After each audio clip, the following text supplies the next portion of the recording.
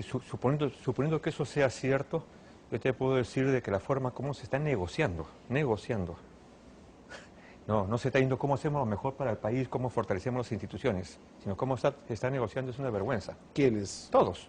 La oposición y el oficialismo. Todos. Yo participé en la primera parte porque estuve en la mesa directiva con Daniela Bugatás y se decidió que todos traigan invitados, los mejores del país. ¿De acuerdo? Yo recuerdo muchísimo que se aprobó, por ejemplo, la Defensoría del Pueblo al doctor Gutiérrez. Ya estaba listo, ya estaba listo. ¿Qué pasó ahí? Hubo un veto. Pero no solamente era un veto de un grupo, sino diciendo cuánto me das a mí. Acabo de leer las declaraciones en el Comercio de ayer de algunos congresistas diciendo el acuerdo era que 2 le pertenezcan al gobierno o 4 al gobierno, 2 al otro lado y 1 a cada uno. ¿Qué es eso? O sea, este es un negociado bajo creyendo que como hay fuerzas políticas en el Congreso, a cada cual le corresponde uno. Y eso no es así. Defensoría del Pueblo, Tribunal Constitucional y Banco Central de Reserva deben ser los mejores técnicos, sean o no sean militantes de partidos. Yo tengo la experiencia, permíteme que te cuente, del Contralor General de la República. El Contralor General de la República debe ser el Presidente de la República, en ese caso Alan García, tenía que presentar al Congreso de la República 3 nombres. Yo le pedí al presidente que no. Le pedí que hagamos un concurso y que se nombre una comisión de personalidades del máximo nivel. Se presentaron más de 150, esas personalidades hicieron una evaluación perfecta y no salió ningún contralor o ninguno de los propuestos tenía alguna militancia partidaria. Y creo que es lo mismo que tiene que hacerse hoy en día con estas 3 instituciones. Ahora, los cargos, digamos, en esta negociación y esto que también apunta el congresista Simón de que cada quien está buscando sus intereses, el fin de semana, como le planteaba el congresista Simón, y a nombre del gobierno tendría una respuesta, es que el gobierno quiere tomar el control del tribunal para 2 cosas fundamentalmente: la reelección conyugal y la libertad del reo Antauro Humala. ¿Qué tendría que decir? No, Jaime, gracias por la pregunta. Concuerdo parcialmente con lo que ha manifestado Yude, pero debo decirle que no es cierto de que el gobierno esté detrás ni de la supuesta reelección conyugal, que no existe, y mucho menos sobre el tema de Antauro, ¿no? Yo siempre no me he cansado de decirlo que si existiera Senado de la República, como hemos propuesto, un sistema bicameral, como existía antes, hace rato ya el Senado de la República hubiese nombrado, designado a los miembros del Defensor del Pueblo, del Tribunal Constitucional y del BCR. Porque la Cámara Alta, la Cámara del Senado, es la Cámara que enfría de alguna manera las pasiones de la Asamblea Única de primera instancia. Eso quiero decirlo en primer lugar. En segundo lugar, hay que decir que la Constitución fujimorista del año 93 colocó una valla demasiado alta para reformar la Constitución, según el artículo 206, y para elegir a las altas autoridades del Estado, es decir, 2/3 del número legal de congresistas de la República, claro. Es decir, 87 votos, lo cual hace bastante complicado esta elección. La Constitución histórica del país, y mundial incluso, hablaba, la del 79 por ejemplo, de que se necesitaba apenas la mitad más 1 del número legal de congresistas, lo cual era lo lógico. Pero en fin, en todo caso nosotros vamos a confiar en esta comisión que hemos nombrado, de un representante por cada bancada, en total me parece que son 7 y con el presidente Víctor Isla 8, y ojalá que haya desapasionamiento en la elección de los miembros del Tribunal Constitucional y Defensoría del Pueblo, que además se deje los intereses subalternos y partidarios de por medio y se elija, como bien lo ha dicho Yude, personas con currículum profesional decente, con credenciales democráticas y a lo mejor del país. Perfecto. Para miembros del TCI y Defensor del Pueblo. El tema es que mañana se tienen que poner de acuerdo, tiene que haber consenso, es un día clave. Juan Carlos Seguren ya llegó, por favor, adelante. Buenos días, congresista Guren. ¿Se podrá lograr el consenso o no mañana? ¿Cómo la ve? ¿La ve difícil? ¿Quién está negociando? ¿Qué intereses están buscando? Buenos días, Jaime. Buenos días a todos. Esperemos que sí por el país, por la democracia, por el gobierno, porque estamos ante una situación difícil, donde el Congreso de la República ha incumplido un mandato por 2 años ya, ¿Por qué la han hecho tan larga? Bueno, acá hay una responsabilidad del gobierno, sin lugar a dudas, y del propio presidente Ollanta. O sea, siempre se pretende arrinconar al Congreso, pero la verdad es que estamos 2 años con un representante en la presidencia del Congreso del presidente Ollanta. Estamos 2 años en los cuales ha habido 2 comisiones para elegir a estos altos funcionarios presididos por un representante del presidente Ollanta, y donde uno de los temas de fondo, y quitándonos las caretas y las cosas claras, es una pretensión de tener 3 representantes en el Tribunal Constitucional. ¿Quiere tomar el control del gobierno? Por lo menos una participación muy amplia, cuando le corresponde 2. Tiene 45 parlamentarios, de 130, eso lo califica para proponer a 2 miembros. Pero es así, es una operación matemática, es un... En el Congreso... Una proporción... En el Congreso todo se maneja... ¿Por metrajes? ¿Cómo es? En el Congreso todo se maneja, en primer lugar, por votos, y en segundo lugar, por participación. O sea, cada bancada tiene un peso específico que le permite nombrar presidentes de comisión. De las 22 comisiones están distribuidas proporcionalmente. Entonces es una práctica tradicional, lo cual no tiene que ver nada con la idoneidad moral, la idoneidad ética y la capacidad profesional de cada una de las personas que se proponen. Hemos escuchado, Hugo, 3 puntos de vista de 3 bancadas, digamos, distintas sobre el tema de mañana, que es clave. ¿Qué piensas? 2 nomás. Ah, bueno. Bueno, yo diría que, si bien aprecio la teoría expuesta por el congresista Omar Chejade, creo que el punto claro lo han puesto el congresista Eguren y el congresista Yehude Simón. Porque la verdad es que el caso del Tribunal Constitucional, en su renovación, así como el caso de la Defensoría del Pueblo, se ha convertido en una moneda de cambio político. Además, es clarísimo que durante estos 2 años se ha querido bloquear la posibilidad de hacer ese recambio. Y si uno lo ve fríamente, hay un interés evidente del gobierno, no solamente de lograr una mayoría relativa en ese organismo de control constitucional del país, sino que también les interesa ir postergando la elección, porque más servicio, más protección, para llamarlo de una manera muy directa, y como dice el congresista de Buren, quitándonos las caretas, le dará un tribunal constitucional cercano a este gobierno después de que el mandato del presidente Humala termine, porque el control constitucional suele hacerse después. En consecuencia, lo que espero para mañana, más allá de las buenas declaraciones que acabamos de escuchar, es que se vaya otra vez, casi inevitablemente, a un bloqueo. No tengo confianza en la actitud de la mayoría oficialista y de sus aliados. Ahora, el tema del defensor del pueblo ya es casi tragicómico, ¿no? Porque, como bien recordaba el congresista Simón, ya estaba elegido, pero ahí parece que creo que fue el toledismo, ¿no? Con algunas voces también del oficialismo, si mal no recuerdo. El gobierno. Que pusieron a Guido Lombardi, entonces todo se frustró. Ahora, la idea es que pueda darse el consenso para que justamente el gobierno no ningunee al actual defensor, ¿no? Y lo llame de interino cuando sus decisiones no le convienen o no le son favorables, ¿no, congresista Simón? Sí, pero yo quiero aclarar, fíjate, no le pongamos todo al gobierno.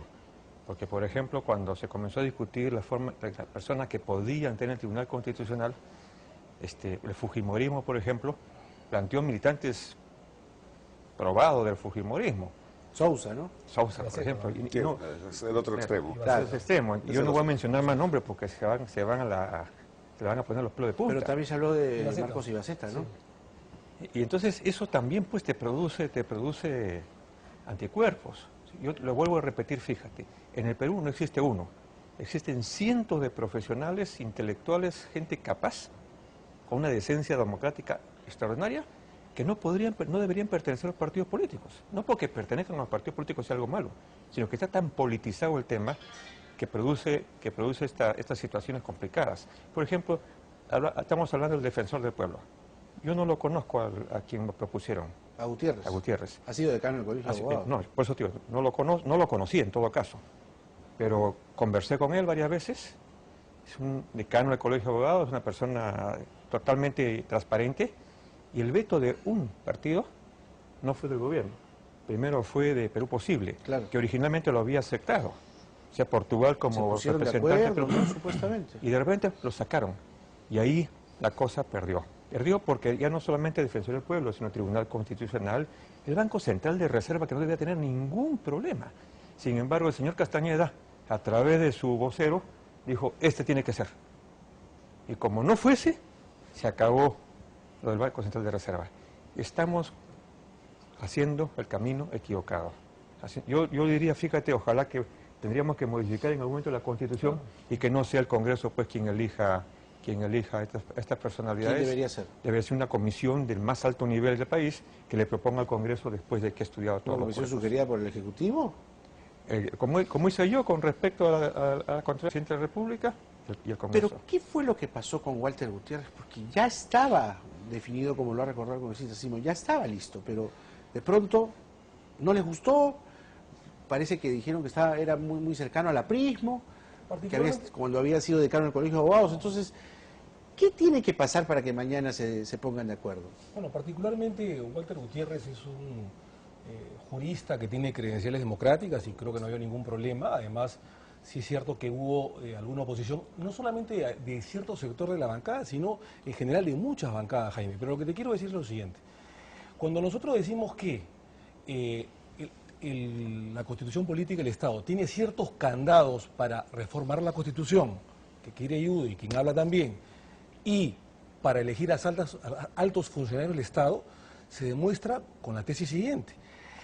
Hay un miembro del TC, el señor Vergara Gotelli, por supuesto que él no tiene la culpa, que hace 3 años su mandato excede el periodo por el cual fue elegido, de 5 años, y que se debió cambiar no en este gobierno, sino en el gobierno anterior, en el gobierno del doctor Pérez, donde participó el doctor Eguren, el congresista Eguren, y tampoco pudieron hacerlo.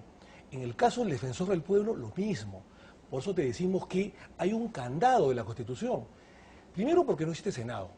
Si existiera Senado, que es una Cámara mucho más reflexiva, más académica, ¿son ya se hubiera los elegido. ¿O también son los consensos? Las dos cosas. Pues miremos las dos cosas. Las dos cosas. Claro. El primero es el candado constitucional que existe.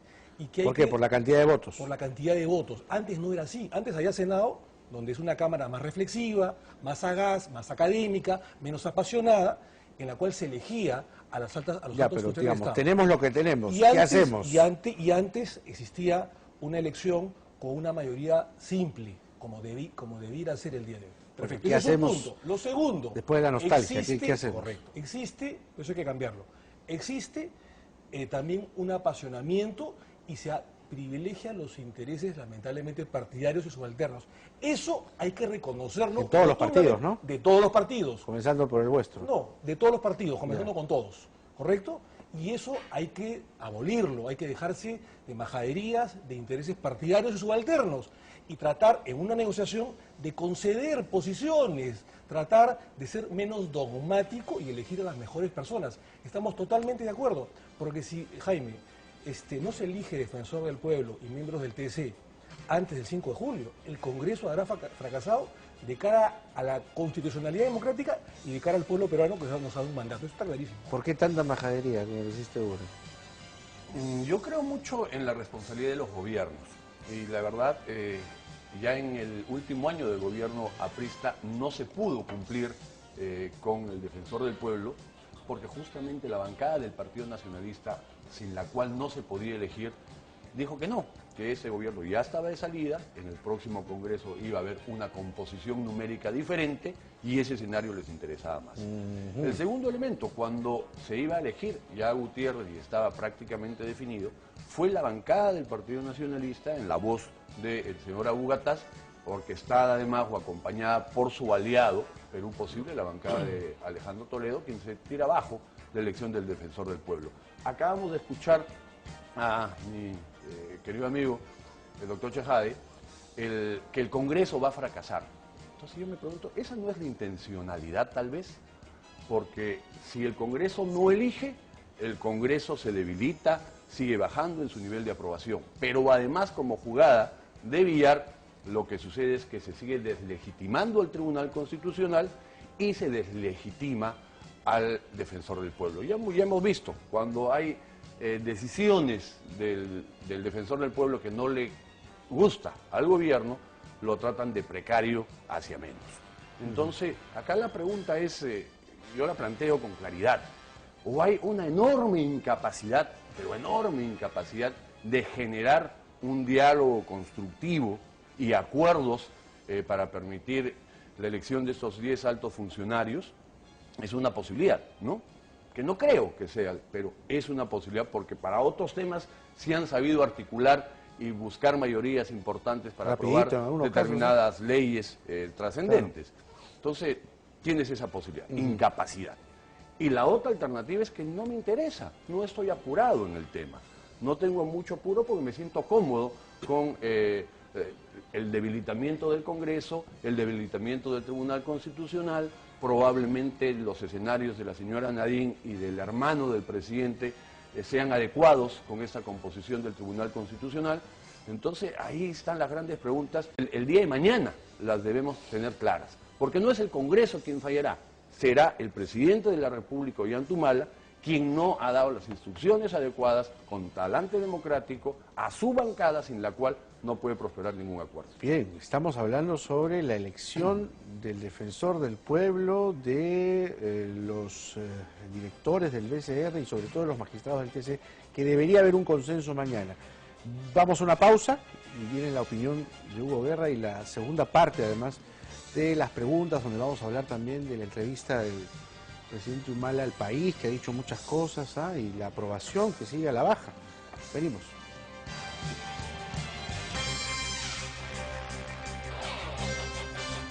Estamos con nuestros invitados hablando de lo que será mañana un día importante, clave en el Congreso de la República, la elección del defensor del pueblo, los directores del BCR y sobre todo los magistrados del TC.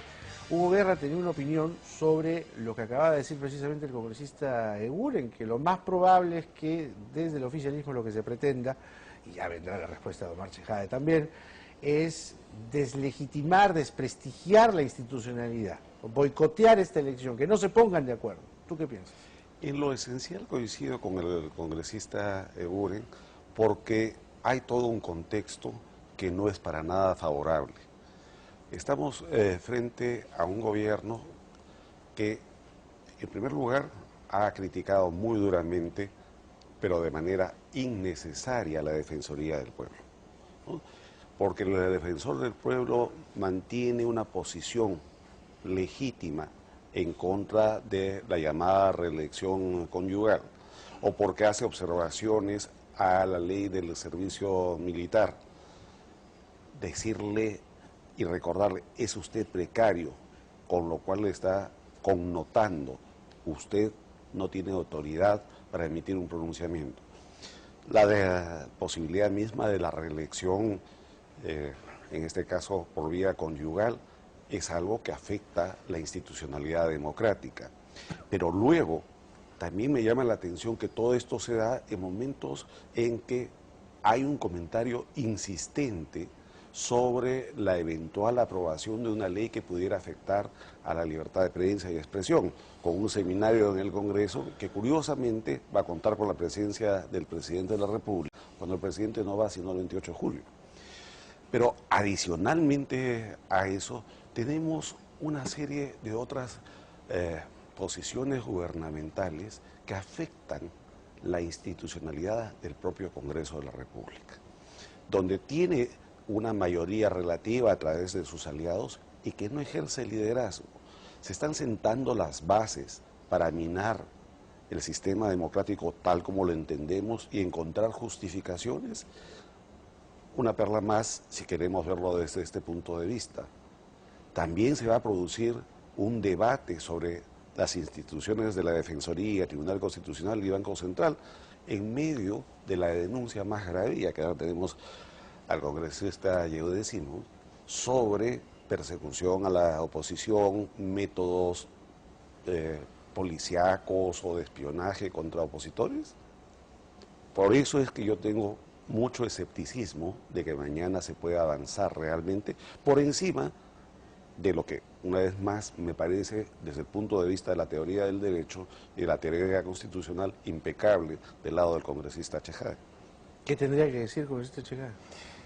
Agradeciendo las palabras de Hugo, lo que yo quiero decir es que, primero, no existe constitucionalmente ni reelección conyugal, ni pareja presidencial. ¿Y por qué no lo precisa el presidente? El único presidente que gobierna en el país es el presidente Ollanta Humala, el único jefe de Estado es Ollanta Humala, no hay más. No existe pareja presidencial jurídicamente, ni mucho menos reelección conyugal. Eso Hugo le ha hecho una pregunta. ¿Por qué esto no lo precisa el presidente y permite que incluso su popularidad, su aceptación, pero también la economía se afecte? Porque el presidente Ollanta Humala, incluso la señora primera dama ya lo han dicho, no solamente no está en agenda, sino es un supuesto negado.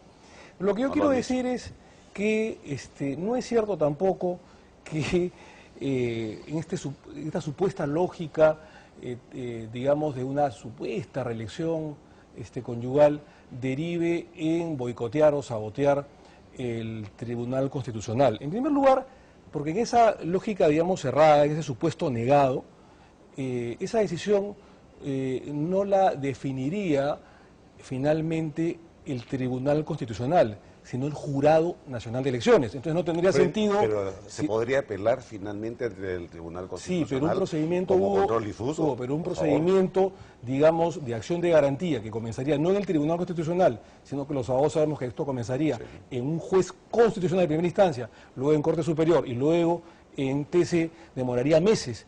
Y las elecciones o los comicios generales ya habrían terminado, serían hechos consumados. Por lo tanto, no tiene nada que ver que... a veces puede haber el proceso por ahí alguien teóricamente pero ¿no? vía control difuso es el jurado finalmente quien definiría si es constitucional o no la candidatura de determinada persona. Ahora, a nosotros nos conviene, a todos los congresistas acá presentes y los que están en el Parlamento, nos conviene la elección de los miembros del TC y los miembros el miembro de la Defensoría del Pueblo y la del BCR. O sea, nos daña a nosotros. Y hemos visto que el presidente Ollanta Humala es absolutamente respetuoso de la división de poderes y la autonomía del Congreso de la República. O sea, no hay un avasallamiento por parte del presidente Ollanta, ni por ningún funcionario del Ejecutivo, por parte de las funciones que tiene el presidente Isla o que tenemos los congresistas de la República. Nosotros somos los primeros interesados, Jaime, que se elijan a las altas funcionarios del Estado. Qué bueno. A ver, pero vamos a comentar algo de la entrevista, y ahí vamos con el congresista Simón, hacemos una nueva ronda. La entrevista país del presidente Ollanta Humala, él ha dicho varias cosas, ha hablado de economía, ha hablado de los recelos de los inversionistas, de la reforma del Estado, la ley del servicio civil, de la pobreza, pero ha hecho énfasis en la izquierda, sus antiguos aliados, a los que ha calificado de soberbios, de acartonados, y que, ha dicho el propio presidente, apenas aguantaron 6 meses en el gobierno, se salieron y ahora están con la derecha. Así ha dicho el presidente, extrañamente, y se ha reído además. Hay un mensaje tranquilizador, más allá de lo dicho sobre la izquierda, sobre todo para el empresariado y los inversionistas, cuando dice que el Perú no se alineará con el ALBA. Congresista Simón. Solamente permíteme un par de segunditos. No solamente miremos la responsabilidad o la irresponsabilidad del gobierno con respecto al Tribunal Constitucional, sino lo más peligroso, que se junte el gobierno con el fujimorismo que tiene mayoría y digan tanto para ti, tanto para allá y se acabó. Pero están ahora un poco enfrentados, ¿no? No lo sé, pero a la hora de hacer negocios, porque eso es un negocio, lo reitero, gravísimo. A ver, ya viene el descargo de Omar Chejade. Omar Chejade está respondiendo todo. Pero vamos con la entrevista al país. Yo creo que el presidente a veces, haciendo un buen gobierno, porque hasta la hora yo creo que el país está tranquilo, está haciendo buen gobierno, no ha pateado el tablero, la política económica se mantiene bien, la inclusión social es interesante, yo he estado viajando por algunos lugares y está llegando, pero sin embargo hay exabruptos, ¿no es cierto? Sí hay responsabilidad de la izquierda debió esperar un poco, pero Humala se equivoca, porque los sectores de derecha no están con un presidente, están con todos los presidentes. Si mañana hubiera reelección, no va a haber nada. Pues, si hubiera reelección conyugal o como quieras, si lo hubiera, ¿no es cierto? ¿Por quién cree que van a apostar los empresarios? ¿Por Alan García, por PPK o por Humala? La derecha va a apostar por los 3 primeros, no por Humala o por nadie. Y evidentemente la izquierda no va a apostar por ellos. Entonces el presidente Humala no debe maltratar a la izquierda, a pesar de que la izquierda provoca constantemente, en algunos momentos. Sin embargo, yo creo que él debe hacer todos los esfuerzos de tender puentes para todo lado. En este país se necesita la izquierda, por supuesto. Una izquierda democrática, una izquierda que puede estar en oposición, pero sin llegar a la patada. Yo creo que, yo te lo digo, yo conversé con Javier Díaz-Canseco. Antes de la ruptura, conversé con él y le dije, oye, espérense un poco, ayuden. Así la derecha tiene la capacidad, así lo golpeen, de rodear y convencer. Usted tiene que tener la capacidad de escuchar, de ayudar y equilibrar. Ahora, como dijiste, Uren, el presidente insiste, o no sé si esta entrevista se hizo antes de ver la dimensión de las revueltas en Brasil, pero insiste en calificar como ejemplo el gobierno de Lula, cuando creo que está más claro que lo que estamos viendo en el Brasil es la cosecha del mensalao, de la corrupción y de este modelo asistencialista que en realidad no era la panacea como se estaba diciendo. ¿Qué hubiera pasado si Lula venía 2 semanas después y se encontraba con todo este tremendo embrollo, este escándalo, esta situación terrible que estaba viviendo Brasil? ¿Es un ejemplo Brasil? En absoluto. En absoluto. En todo caso, el Perú es un buen ejemplo. Y si alguien tendría que comparar Perú-Brasil, de lejos, el modelo peruano ha tenido muchísimos más buenos resultados que lo que se ha hecho en Brasil. Ahora, si eso te parece grave, Jaime, más grave obviamente es el calificativo que dio Ollanthumala a Hugo Chávez, que Hugo Chávez era un ejemplo a seguir. Entonces eso sí ya... Ahora, con esta declaración trata de abrirse un poco, ¿no? Porque dice... Sí, es que tenemos siempre este doble discurso muy frecuente, muy permanente, a través del cual no llegamos, o el país no llega a generar plena convicción del Parece presidente una escopeta Ollanta. de 2 cañones, ¿no? No genera confianza plena, permanente, constante. ¿No? Y el otro factor de la señora Nadine, más allá que unos digan que va a postular, no va a postular, de reelección de la pareja, la fórmula que fuese, yo siempre voy, y los peruanos vamos y seguramente nos van a seguir en una lógica muy simple. Todo tiene que tener una explicación lógica, razonable, razonada. Y en este tema, siendo el factor Nadine Heredia un elemento corrosivo, permanente y sistemático, o sea, si se fortalece el servicio de inteligencia en un escenario sin la señora Nadine y su pretensión de reelección, todos seríamos felices. Ya era hora de fortalecer el servicio de inteligencia para luchar contra el narcotráfico, el crimen organizado, lavado de activos, etc. Pero con este factor se genera división, se genera enfrentamiento, se genera desconfianza, etcétera, etcétera. Entonces la pregunta es, ¿por qué, siendo eso tan obvio, tan claro y tan evidente en las encuestas, por qué el presidente no zanja el tema? ¿Cuál podría ser la razón lógica, racional? No que no esté en la agenda. O sea, discúlpeme, y con todo respeto, ¿no? Pero son tonteras. Pues. Hay un factor que está haciendo daño al gobierno, le está haciendo daño al país. ¿Por qué no se resuelve cuando puede tomar 10 segundos? La señora Nadine, mi esposa, no va a postular el 2016. Se acabó la historia y el país comienza a reencontrarse. Hugo, algo muy breve. Yo sostengo que, desgraciadamente, como dice Alfredo Barnechea, el Perú es una república embrujada. Cada vez que estamos, es una linda frase, porque cada vez que estamos yendo bien, nos dedicamos nosotros mismos como sociedad, y ustedes sobre todo como clase política, a pegarse de tiros en los pies. Claro. En este momento el gran problema, ¿cuál es? Se ha perdido en gran medida la credibilidad en el gobierno del presidente Humala. Un gobierno que esencialmente no ha hecho nada indebido, esencialmente, pero no hay credibilidad, no solamente por el tema de la eventual reelección conyugal, como ha sido bautizada, sino por todos los mensajes equivocados.